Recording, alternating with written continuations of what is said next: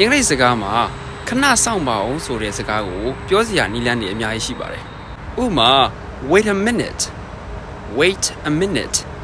ခဏစောင့်ပါအောင်သို့မဟုတ် wait a second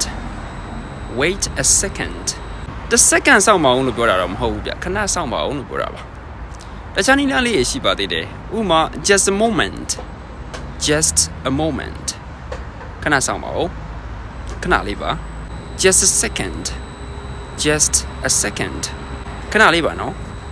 ဒီစကားတွေကိုနေရာတော်တော်များများမှာသုံးနိုင်ပါတယ်အထူးသဖြင့်စကားပြောနေတဲ့အခါမှာကိုယ်ကစဉ်းစားခြင်းလို့ခဏအချိန်ပေးပါဦးလို့ပြောခြင်းလေဒီစကားတွေသုံးလို့ရတယ်တူတယောက်သွားကန်နီးမလို့ခဏဆောင်ပါအောင်လို့ပြောခြင်းလေဒီစကားကိုသုံးလို့ရတယ်ကိုကအယောင်းဝန်ထမ်းအနေနဲ့သို့မဟုတ်ဆိုင်ရှင်အနေနဲ့ customer ကိုဆက်ဆံတယ် customer တခုခုပြင်ဆင်ပေးဖို့အတွက်ခဏဆောင်ပါအောင်လို့ပြောခြင်းလေဒါလေးပြောလို့ရပါတယ် wait a minute wait a second just a moment just a second ပို့ပြီးတော့ပြည့်စုံအောင်ယဉ်ကျေးထပ်ပြောခြင်း please wait for a while နောက်ထပ်အခြေအနေနဲ့ဆိုရင်တော့ဒါပါတော့ကိုကတကယ်ချင်းတဲ့တနေရာသွားတယ်အဲ့မှာတန်းစင်ကန်လေးခဏသွားခြင်းနဲ့ပေါ့ခဏစောင့်မအောင်ကွာငါမကြပါဘူးလို့ပြောခြင်း please wait for me for a second သို့မဟုတ် wait a second I want to use the restroom အဲ့မှာထပ်ပြီးထည့်ပြောလို့ရတယ်မကြပါဘူးကွာလို့ပြောခြင်း I won't be long wait a moment please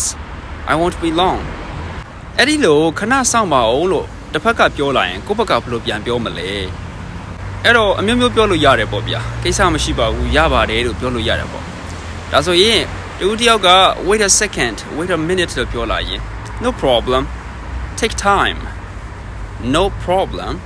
take time ကိစ္စမရှိပါဘူးအေးစစ်အချိန်ယူပါလို့ပြောတာပိုပြည့်စုံအောင်ပြောချင်တော့ no problem take as much time as you want take as much as time as you need ကိစ္စမရှိပါဘူးမင်းလိုသလောက်အချိန်ယူလို့ရပါတယ်အေးစစ်အချိန်ယူပါလို့ပြောတာပါ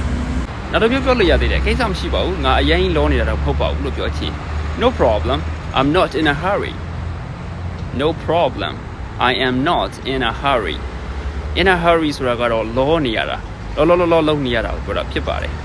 ဒါကကိစ္စမရှိပါဘူးဆိုတဲ့အခြေအနေပေါ့ဗျာတူတယောက်ကစောင့်ပါအောင်လို့ပြောတယ်ကိုကအချိန်မရဘူးသို့မဟုတ်စိတ်မရှိဘူးဆိုရင်လည်းဘယ်လိုပြောမလဲပြောစရာစကားလေးရှိပါတယ် come on again I have no time come on again I have no time လုံးပြန်ပြီကွာငါမှအချိန်မရှိဘူးအဲ့ဒါမျိုးပြောလို့ရသေးတယ် I'm sorry I can't wait for you I am sorry I can't wait for you သိမကောင်းပါဘူးငါတော့မင်းကိုမစောင့်နိုင်ဘူးဟုတ်ပြီဒါလေးတွေကတော့ခဏစောင့်ပါအောင်လို့ပြောတဲ့စကားလေးနဲ့အဲ့လိုပြောလာရင်ကိုယ့်ဘက်ကဘယ်လိုတုံ့ပြန်ရမလဲဆိုတာလေးတွေကိုမျှဝေပေးတာဖြစ်ပါတယ်အကျိုးရှိမယ်လို့မျှော်လင့်ပါတယ်လက်တွေ့အသုံးချနိုင်ဖို့လည်းအရေးကြီးပါတယ်ဗျနောက်သင်ခန်းစာတွေနဲ့ထပ်တွေ့ကြသေးတာပေါ့ Thank you for watching and have a good one